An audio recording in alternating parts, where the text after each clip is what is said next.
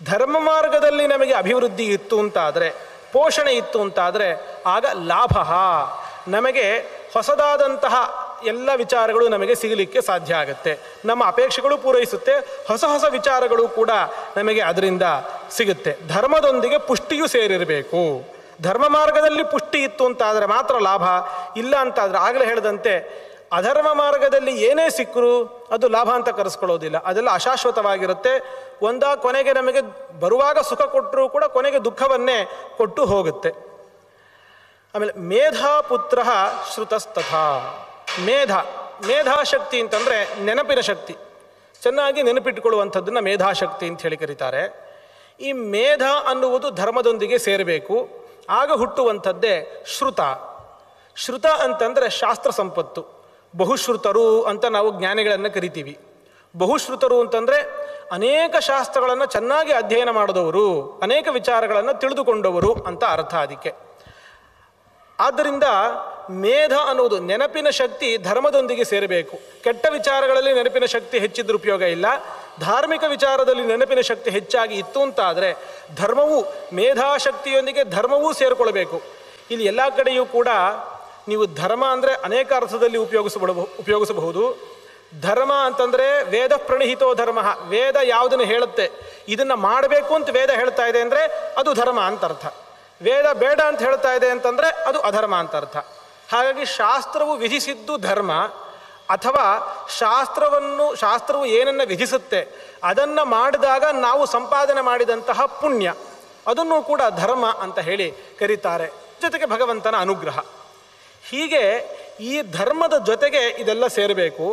ಧರ್ಮದ ಜೊತೆಗೆ ಅಂದರೆ ಪುಣ್ಯಶಾಲಿಗಳಾಗಿದ್ದಂತಹ ವ್ಯಕ್ತಿಗೆ ನೆನಪಿನ ಶಕ್ತಿಯೂ ಇದ್ದಾಗ ಅವನು ಬಹುಶ್ರುತನಾಗಲಿಕ್ಕೆ ಸಾಧ್ಯ.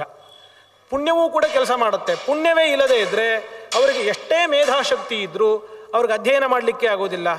ಅಧ್ಯಯನಕ್ಕೆ ಬೇಕಾದಷ್ಟು ಅಡ್ಡಿ ಬರೋದು, ಈ ಥರ ಏನಾದರೂ ಒಂದು ಸಮಸ್ಯೆ ಆಗಲಿಕ್ಕೆ ಶುರುವಾಗಿರುತ್ತೆ.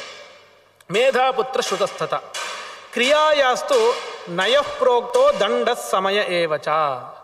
ಕ್ರಿಯಾ ಅನ್ನುವಂತಹ ಪತ್ನಿಯಲ್ಲಿ ಧರ್ಮನಿಂದ 3 ಜನ ಮಕ್ಕಳು ಹುಡ್ತಾರೆ ಅಂತ ಹೇಳ್ತಾರೆ. ನಯ, ದಂಡ, ಸಮಯ, ಈ 3 ಜನರು ಕೂಡ ಕ್ರಿಯೆಯ ಮಕ್ಕಳು. ಕ್ರಿಯೆ ಅಂತಂದರೆ ಕ್ರಿಯಾಶೀಲರಾಗಿರೋದು, ಚಟುವಟಿಕೆಯಿಂದ ಕೆಲಸಗಳನ್ನು ಮಾಡೋದು ಅಂತ ಹೇಳಿ ಅದಕ್ಕೆ ಅರ್ಥ. ಈ ಚಟುವಟಿಕೆಯಿಂದ ಕೆಲಸ ಮಾಡೋದು ಧರ್ಮದೊಂದಿಗೆ ಸೇರಬೇಕು. ಆಗ ಇವು 3 ನಮಗೆ ಸಾಧ್ಯ ಆಗುತ್ತೆ. ನಯ, ದಂಡ, ಸಮಯ. ನಯ ಅಂತಂದರೆ ಆಡಳಿತ ಅಂತ ಹೇಳಿ ಅರ್ಥ. ಆಡಳಿತ ಮಾಡುವಂಥ ಒಂದು ಚತುರತೆ ಸಾಮಾನ್ಯವಾಗಿ ರಾಜರಿಗೆ ಇರಬೇಕು. ರಾಜರಿಗೆ ಮಾತ್ರ ಅಂತೇನಿಲ್ಲ, ಗೃಹಸ್ಥನಾದಂಥವನು ಅವನು ತನ್ನ ಕುಟುಂಬವನ್ನು ನಡೆಸಬೇಕಾಗತ್ತೆ. ಸನ್ಯಾಸಿಗಳಾದರೂ ಕೂಡ ಅವರು ಶಿಷ್ಯರನ್ನು ಇಟ್ಕೊಂಡಿರ್ತಾರೆ, ಶಿಷ್ಯರನ್ನು ಅಧ್ಯಯನಾದಿಗಳನ್ನು ಮಾಡಿಸಿ ಪಾಲನೆ ಮಾಡಬೇಕಾಗತ್ತೆ. ಹೀಗೆ ಎಲ್ಲರಿಗೂ ಕೂಡ ಇದು ಬೇಕಾಗೇ ಆಗುತ್ತೆ. ನಯ, ದಂಡ, ತಪ್ಪು ಮಾಡಿದಂತಹ ಸಂದರ್ಭದಲ್ಲಿ ದಂಡನೆ ಮಾಡಬೇಕು, ಶಿಕ್ಷೆಯನ್ನು ಕೊಟ್ಟು ಇನ್ನೊಮ್ಮೆ ಈ ತಪ್ಪು ಮಾಡದೇ ಇರುವಂತೆ ನೋಡ್ಕೊಳ್ಬೇಕು. ಕೆಲವೊಮ್ಮೆ ಏನು ಮಾಡಬೇಕು, ಸಮಯ, ಒಪ್ಪಂದವನ್ನು ಮಾಡಿಕೊಳ್ಬೇಕು. ಈ ಥರ ಇರೋಣ, ಈ ಥರ ತಪ್ಪು ಮಾಡೋದು ಬೇಡ ಅಂತೇನೋ ಒಂದು ಒಪ್ಪಂದವನ್ನು ಮಾಡಿಕೊಂಡು ದಾರಿಗೆ ತರಿಸ್ಕೊಳ್ಬೇಕು. ಹೀಗೆಲ್ಲ ಮಾಡಬೇಕು ಅಂತಂದರೆ ಮುಖ್ಯವಾಗಿ ವ್ಯಕ್ತಿ ಕ್ರಿಯಾಶೀಲನಾಗಿರಬೇಕು. ವ್ಯಕ್ತಿ ತಾನು ಸೋಂಬೇರಿಯಾಗಿದ್ದ ಅಂತಾದರೆ ಇದು ಯಾವುದನ್ನು ಕೂಡ ಅವನು, ಒಂದು ಮನೆಯನ್ನು ಕೂಡ ಅವನಿಗೆ ನಡೆಸಲಿಕ್ಕೆ ಸಾಧ್ಯ ಆಗೋದಿಲ್ಲ. ಹಾಗಾಗಿ ಈ ಕ್ರಿಯೆಗೆ ಈ 3 ಜನ ಮಕ್ಕಳು. ಬುದ್ಧೇರ ಬೋಧಸುತಶ್ಚಾಪಿ ಅಪ್ರಮಾದಶ್ಚ ತಾವುಭೌ. ಬುದ್ಧಿಗೆ 2 ಮಕ್ಕಳಿರ್ತಾರೆ, ಒಂದು ಬೋಧ, ಇನ್ನೊಂದು ಅಪ್ರಮಾದ ಅಂತ ಹೇಳಿ. ಬುದ್ಧಿ ಅಂತಂದರೆ ಇಲ್ಲಿ ಮನಸ್ಸು. ಶಾಸ್ತ್ರದಲ್ಲಿ ಬುದ್ಧಿ ಅನ್ನೋ ಶಬ್ದವನ್ನು ಅನೇಕ ಅರ್ಥದಲ್ಲಿ ಉಪಯೋಗಿಸ್ತಾರೆ. ಮನಸ್ಸು ಅನ್ನೋ ಅರ್ಥದಲ್ಲೂ ಕೂಡ ಬುದ್ಧಿಯನ್ನು ಉಪಯೋಗಿಸ್ತಾರೆ, ಬುದ್ಧಿ ಶಬ್ದವನ್ನು ಉಪಯೋಗಿಸ್ತಾರೆ. ಹಾಗಾಗಿ ಮನಸ್ಸು ಧರ್ಮದೊಂದಿಗೆ ಸೇರಬೇಕು. ಮನಸ್ಸು ಧರ್ಮದೊಂದಿಗೆ ಸೇರಿದಾಗ ಬೋಧ ಅಂದರೆ ಯಥಾರ್ಥವಾದ ಜ್ಞಾನ, ಸರಿಯಾದ ತಿಳುವಳಿಕೆ. ನಮ್ಮ ಸರಿಯಾದ ತಿಳುವಳಿಕೆಗೆ ಕಾರಣ ಧರ್ಮವೂ ಕೂಡ ಆಗುತ್ತೆ. ಧಾರ್ಮಿಕನಲ್ಲದ ವ್ಯಕ್ತಿ ಅವನು ಎಂತಹ ಒಂದು ಒಳ್ಳೆ ಬೆಳಕಿನಲ್ಲಿ ಅತ್ಯಂತ ಸ್ಪಷ್ಟವಾಗಿ ಎಲ್ಲರಿಗೆ ಕಾಣುವಂತೆ ಏನಾದರೂ ಪದಾರ್ಥ ಇದ್ದರೂ ಅದನ್ನೂ ತಪ್ಪಾಗಿ ತಿಳಿದುಕೊಳ್ಳಬಲ್ಲ, ಪಾಪ ಫಲವಾಗಿ. ಹಾಗಾಗಿ ಧರ್ಮ ಇದ್ದು ಮನಸ್ಸು ಇಟ್ಟರೆ ನಾವು ಒಂದು ವಿಷಯದಲ್ಲಿ, ಯಾವುದಾದ್ರೂ ಒಂದು ವಿಷಯದಲ್ಲಿ ಸರಿಯಾಗಿ ಮನಸ್ಸನ್ನು ಇಡಬೇಕು, ಧರ್ಮದ ಸಹಕಾರವೂ ಕೂಡ ಇರಬೇಕು. ಇದೆರಡೂ ಇದ್ದಾಗ ನಮಗೆ ಯಥಾರ್ಥ ಜ್ಞಾನ, ಸರಿಯಾದ ತಿಳುವಳಿಕೆ ನಮಗೆ ಬರುತ್ತೆ. ಜೊತೆಗೆ ಅಪ್ರಮಾದ, ಮನಸ್ಸು ಎಚ್ಚರವಾಗಿ ಇತ್ತು ಅಂತಾದರೆ ಪ್ರಮಾದ ಉಂಟಾಗೋದಿಲ್ಲ.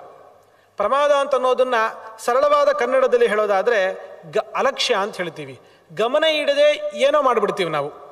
ನಮಗೆ ಅದನ್ನು ಮಾಡಬೇಕು ಅಂತ ಉದ್ದೇಶ ಇರೋದಿಲ್ಲ, ಗಮನ ಕೊಟ್ಟಿರೋದಿಲ್ಲ. ಅದರಿಂದಾಗಿ ಪ್ರಮಾದ ಎಸಗಿದು ಬಿಡ್ತೀವಿ, ಏನೋ ಬೇರೆ ಇನ್ನೇನೋ ಮಾಡಿಬಿಡ್ತೀವಿ. ಇದನ್ನೆಲ್ಲ ಪ್ರಮಾದ ಅನ್ನೋ ಶಬ್ದವನ್ನು ಈ ಅರ್ಥದಲ್ಲಿ ಕನ್ನಡದಲ್ಲೂ ಕೂಡ ನಾವು ಉಪಯೋಗಿಸ್ತೀವಿ. ತಪ್ಪಾಗಿ ಏನೋ ಮಾಡಿಬಿಡೋದು, ಉದ್ದೇಶಪೂರ್ವಕವಾಗದೇನೆ ಏನೋ ಒಂದು ತಪ್ಪು ಮಾಡೋದು. ಇದು ಯಾಕೆ? ಮನಸ್ಸಿಟ್ಟಿರೋದಿಲ್ಲ, ಅದರಿಂದಾಗಿ ಇಂಥ ಪ್ರಮಾದಗಳು ಉಂಟಾಗುತ್ತೆ. ಹಾಗಾಗಿ ಮನಸ್ಸು ಧರ್ಮ ಎರಡೂ ಸೇರಿದಾಗ ಪ್ರಮಾದ ಇರೋದಿಲ್ಲ, ಅಪ್ರಮಾದ ಉಂಟಾಗತ್ತೆ. ಆಮೇಲೆ ಲಜ್ಜಾಯ ವಿನಯ ಪುತ್ರ. ಲಜ್ಜ ಅಂತಂದರೆ ಹಿರಿ, ನಾಚಿಕೆ, ಸಂಕೋಚ. ಕೆಟ್ಟ ಕೆಲಸಗಳನ್ನು ಮಾಡೋದರಲ್ಲಿ ನಾಚಿಕೆ ಇರಬೇಕು, ಸಂಕೋಚ ಇರಬೇಕು. ಇಂತಹ ಲಜ್ಜಾ ಅನ್ನೋದು ಧರ್ಮದೊಂದಿಗೆ ಸೇರಿದಾಗ ಧಾರ್ಮಿಕನಾದಂತಹ ವ್ಯಕ್ತಿಗೆ ಲಜ್ಜೆ ಇರುತ್ತೆ. ತಪ್ಪು ಮಾಡಿದಾಗ ಅವನಿಗೆ ಸಂಕೋಚ ಆಗುತ್ತೆ. ಅವಾಗ ಏನು ಮಾಡ್ತಾರೆ? ಅವರ ಸಂತಾನ ಏನು? ಲಜ್ಜಾ ಮತ್ತು ಧರ್ಮ ಇವರ ಸಂತಾನ ಏನು ಅಂತಂದರೆ ವಿನಯ. ವಿನಯ ಅಂತಂದರೆ ಬಗ್ಗೋದು ಅಂಥೇಳಿ ಅರ್ಥ. ಯಾರು ನಾಚಿಕೆಯನ್ನು ಪಡ್ತಾರೋ ಅಂತ ತಾವು ಮಾಡಿದ ತಪ್ಪಿಗೆ ಅವರು ಮೊದಲಿಗೆ ತಲೆ ತಗ್ಗಿಸ್ತಾರೆ. ಇದು ನಾವು ನೋಡಿರ್ತೀವಿ. ಯಾರಿಗೆ ನಾಚಿಕೆಯೇ ಇರೋದಿಲ್ವೋ ಅವರು ತಪ್ಪು ಮಾಡಿದ್ರು ತಲೆ ಎತ್ತಿ ತಿರುಗಾಡ್ತಾ ಇರಬಹುದು.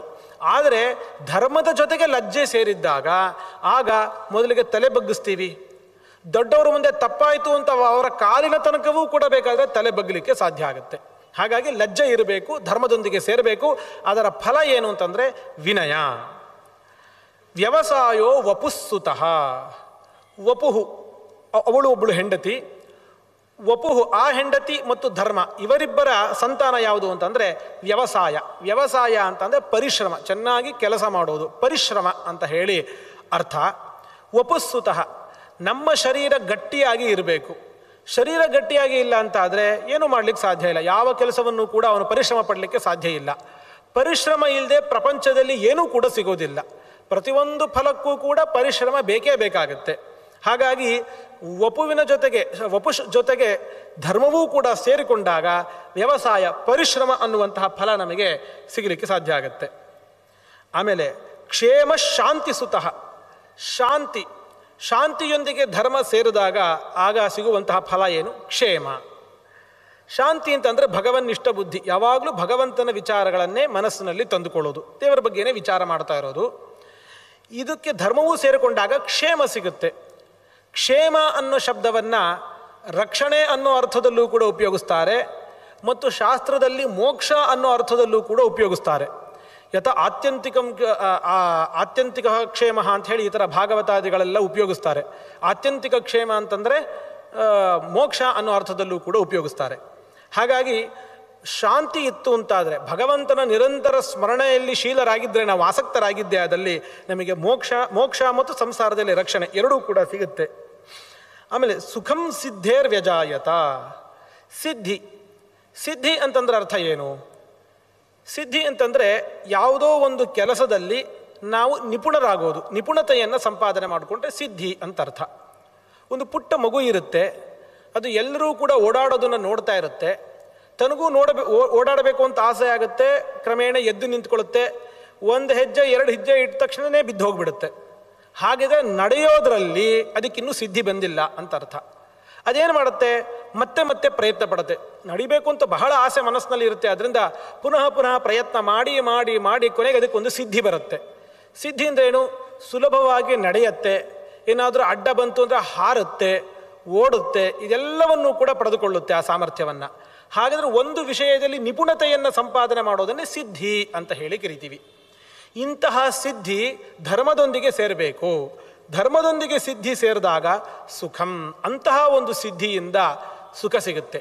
ಅದು ಬಿಟ್ಟು ಕೆಟ್ಟ ವಿಚಾರದಲ್ಲೂ ಸಿದ್ಧಿ ಇರಬಹುದು. ತುಂಬ ಚೆನ್ನಾಗಿ ಜೂಜಾಡ್ತಾನೆ, ಜೂಜಿನಲ್ಲಿ ಒಳ್ಳೆ ಸಿದ್ಧಿ ಇದೆ ಅವನಿಗೆ, ಅವನೇನು ಅಂದ್ಕೊಳ್ತಾನೋ ಹಾಗೆ ಆ ಜೂಜಿನಲ್ಲಿ ನಡೆಯುತ್ತೆ ಅಂತಂದರೆ ಅಂತಹ ಸಿದ್ಧಿಯು ತಾತ್ಕಾಲಿಕ ಸುಖಕ್ಕೆ ಕಾರಣ ಆದರೂ ಕೊನೆಗೆ ದುಃಖದಲ್ಲೇ ಪರ್ಯವಸಾನ ಆಗುತ್ತೆ. ಹಾಗಾಗಿ ಧರ್ಮದೊಂದಿಗೆ ಸಿದ್ಧಿ ಸೇರಿರಬೇಕೇ ಹೊರತು ಅಧರ್ಮದೊಂದಿಗೆ ಅಲ್ಲ. ಧರ್ಮದೊಂದಿಗೆ ಸಿದ್ಧಿ ಸೇರದೆ ಸುಖ ಅನ್ನೋದು ಫಲ, ಅಧರ್ಮದೊಂದಿಗೆ ಸಿದ್ಧಿ ಸೇರಿದ್ರೆ ಅದಕ್ಕೆ ದುಃಖವೇ ಫಲ ಆಗಿರುತ್ತೆ. ಇನ್ನು ಯಶಃ ಕೀರ್ತೇಹೇ ಸುತಃ. ಕೀರ್ತಿ, ಕೀರ್ತಿ ಧರ್ಮದೊಂದಿಗೆ ಸೇರಬೇಕು. ಅದರ ಫಲ ಏನು ಅಂದರೆ ಯಶಃ. ನಾವು ಸಾಮಾನ್ಯವಾಗಿ ಕನ್ನಡದಲ್ಲಿ ಯಶಸ್ ಅನ್ನೋ ಶಬ್ದವನ್ನು, ಕೀರ್ತಿ ಅನ್ನೋ ಶಬ್ದವನ್ನು ಪರ್ಯಾಯವಾಗಿ ಉಪಯೋಗಿಸ್ತೀವಿ. ಅವನು ಯಶಸ್ವಿಯಾಗಿದ್ದಾನೆ, ಕೀರ್ತಿವಂತನಾಗಿದ್ದಾನೆ, ಹೀಗೆ ಎರಡನ್ನೂ ಒಂದೇ ಅರ್ಥದಲ್ಲಿ ಉಪಯೋಗಿಸ್ತೀವಿ. ಆದರೆ ಈ ಅರ್ಥದಲ್ಲೂ ಉಪಯೋಗಿಸೋದು ಸಂಸ್ಕೃತದಲ್ಲೂ ಇದೆ, ಬೇರೆ ಬೇರೆ ಅರ್ಥದಲ್ಲೂ ಕೂಡ ಸಂಸ್ಕೃತದಲ್ಲಿ ಉಪಯೋಗಿಸ್ತಾರೆ. ಅದಕ್ಕೆ ನೋಡಿ, ಯಶಃಕೀರ್ತಿ ಪರಿಭ್ರಷ್ಟೋ ಜೀವನ್ನಪಿ ನ ಜೀವತಿ ಅಂತ ಒಂದು ಸುಭಾಷಿತ. ಯಾವನಲ್ಲಿ ಯಶಸ್ಸು ಕೀರ್ತಿ ಎರಡೂ ಇರೋದಿಲ್ವೋ ಅವನು ಬದುಕಿದ್ರೂ ಸತ್ತಿದ್ದಂತೆಯೇ.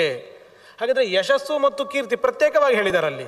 ಹಾಗಿದ್ರೆ ಯಶಸ್ಸು ಅಂದರೆ ಬೇರೆ, ಕೀರ್ತಿ ಅಂದರೆ ಬೇರೆ ಅಂತ ಹೇಳಿ ನಮಗಿದರಿಂದ ಗೊತ್ತಾಗುತ್ತೆ. ಹಾಗಿದ್ರೆ ಕೀರ್ತಿ ಅಂದ್ರೇನು? ಕೀರ್ತಿಯಿಂದ ಸಿಗುವಂಥದ್ದು ಯಶಸ್ಸು. ಆ ಯಶಸ್ಸು ಅಂದರೆ ಏನು? ಕೀರ್ತಿ ಅಂದರೆ ಏನು? ಅದಕ್ಕೆ ನಾವು ಆ ಕೀರ್ತಿ ಶಬ್ದದ ಅರ್ಥವನ್ನು ಪರ್ಯಾಲೋಚನೆ ಮಾಡಿದಾಗ ನಮಗೆ ಆ ವ್ಯುತ್ಪತ್ತಿಯನ್ನು ನೋಡಿದಾಗ ನಮಗೆ ಗೊತ್ತಾಗುತ್ತೆ. ಈ ಕೀರ್ತಿ ಅನ್ನೋ ಶಬ್ದ ಹುಟ್ಟಿರುವಂಥದ್ದು ಕೃ ಸಂಶಬ್ದನೆ ಅನ್ನೋ ಧಾತುವಿನಿಂದ. ಕೃ ಸಂಶಬ್ದನೆ ಅನ್ನೋ ಧಾತುವಿಗೆ ತಿನ್ ಅನ್ನೋ ಪ್ರತ್ಯಯ ಬಂದು ಕೀರ್ತಿ ಅಂತ ಹೇಳಿ ಆಗಿದೆ. ಸಂಶಬ್ದನ ಅಂದರೆ ಚೆನ್ನಾಗಿ ಶಬ್ದ ಮಾಡೋದು ಅಂತ ಅರ್ಥ. ಅಂದರೆ ಕೀರ್ತಿ ಅನ್ನೋ ಶಬ್ದದಿಂದ ನಮಗೆ ಸಿಗೋ ಅಭಿಪ್ರಾಯ ಏನು ಅಂತಂದರೆ, ಇವನು ಕೀರ್ತಿವಂತನಾಗಿದ್ದಾನೆ ಅಂತಂದರೆ ಇವನ ಬಗ್ಗೆ ಎಲ್ಲರೂ ಮಾತಾಡ್ತಾ ಇದ್ದಾರೆ ಅಂಥೇಳಿ ಅರ್ಥ. ಒಬ್ಬ ವ್ಯಕ್ತಿಯ ಬಗ್ಗೆ ಎಲ್ಲರೂ ಮಾತಾಡ್ತಾ ಇದ್ದಾರೆ ಅಂತಾದರೆ ಅವನು ಕೀರ್ತಿವಂತ, ಅವನಲ್ಲಿ ಕೀರ್ತಿ ಇದೆ ಅಂತ ಹೇಳಿ ಅದಕ್ಕೆ ಅರ್ಥ ಆಗುತ್ತೆ. ಅಂದರೆ ಅವನ ಬಗ್ಗೆ ಕೆಟ್ಟದಾಗಿ ಮಾತಾಡೋದಲ್ಲ, ಅದು ಅಪಕೀರ್ತಿ ಆಗುತ್ತೆ. ಕೀರ್ತಿ ಅಂತಂದರೆ ಒಳ್ಳೆಯ ವಿಚಾರವಾಗಿ ಇವನ ಬಗ್ಗೆ ಒಳ್ಳೆಯ ರೀತಿಯಲ್ಲಿ ಮಾತಾಡೋದು. ಇಂತಹ ಒಂದು ಕೀರ್ತಿ ಬಂತು ಅಂದರೆ ಅದರ ಫಲ ಯಾವುದು ಅಂತಂದರೆ ಅದರ ಫಲ ಯಶಸ್ಸು. ಈ ಯಶಸ್ಸು ಅಂತಂದರೆ ವ್ಯಾಪ್ತನಾಗೋದು, ವ್ಯಾಪೃತನಾಗೋದು ಅಂಥೇಳಿ ಅರ್ಥ. ಅಶು ವ್ಯಾಪ್ತವು ಅನ್ನೋ ಧಾತುವಿಗೆ ಯುಟ್ ಅನ್ನೋ ಆಗಮ ಬಂದು ಯಶಃ ಅನ್ನೋ ಶಬ್ದ ಆಗುತ್ತೆ. ಅದಕ್ಕೆ ವ್ಯಾಪಿಸಿಕೊಳ್ಳೋದು ಅಂತ ಅರ್ಥ. ಒಬ್ಬ ವ್ಯಕ್ತಿ ತಾನು ಯಾವುದೇ ಒಂದು ಸ್ಥಳದಲ್ಲಿ ಹೋದರೂ ಕೂಡ ತನ್ನ ಕೆಲಸವನ್ನು ನೆರವೇರಿಸ್ಕೊಳ್ಬೇಕು ಅಂತಂದರೆ ಅವನು ಕೀರ್ತಿವಂತನಾಗಿರಬೇಕು. ಈಗ ಯಾರೋ ಒಬ್ಬ ತುಂಬ ಪ್ರಸಿದ್ಧನಾಗಿರುವಂಥವನು, ಒಬ್ಬ ಕ್ರಿಕೆಟ್ ಪ್ಲೇಯರು, ಅವನು ಬಂದರೆ ಅವನು ಎಲ್ಲಿ ಹೋದರೂ ಎಲ್ಲರೂ ಕೆಲಸ ಮಾಡಿಕೊಡ್ತಾರೆ. ಅವನಿಗೆ ಕ್ಯೂಲ್ ನಿಂತ್ಕೊಳ್ಳೋ ಅವಶ್ಯಕತೆನೇ ಬರೋದಿಲ್ಲ. ಎಲ್ಲಿ ಹೋದರೂ ಎಲ್ಲ ಕೆಲಸ ಮಾಡಿಕೊಡ್ತಾ ಇರ್ತಾರೆ. ಹೆಂಗೆ ಸಾಧ್ಯ ಆಯಿತು ಅವನಿಗೆ? ಅದು ಆ ಥರ ಎಲ್ಲ ಕಡೆಯೂ ಅವನಿಗೆ ಕೆಲಸ ಆಗಲಿಕ್ಕೆ ಹೇಗೆ ಸಾಧ್ಯ ಆಯಿತು ಅಂದರೆ ಕೀರ್ತಿ ಇದೆ ಅವನಿಗೆ. ಎಲ್ಲರೂ ಅವನ ಬಗ್ಗೆ ಮಾತಾಡ್ತಾರೆ, ಅವನಷ್ಟು ಪ್ರಚಲಿತದಲ್ಲಿ ಇದ್ದಾನೆ ಅಂತ ಅರ್ಥ. ಹಾಗಾಗಿ ಕೀರ್ತಿವಂತರಾದ್ವಿ ಅಂತಾದರೆ, ಧರ್ಮವೂ ಸೇರಿತು ಅಂತಾದರೆ ನಮಗೆ ಯಶಸ್ಸು ಅನ್ನುವಂಥದ್ದು ಸಿಗುತ್ತೆ. ಎಲ್ಲಿ ಹೋದರೂ ಎಲ್ಲ ಕೆಲಸದಲ್ಲೂ ಕೂಡ ನಮಗೆ ಜಯ ಅನ್ನುವಂಥದ್ದು ಸಿಗುತ್ತೆ.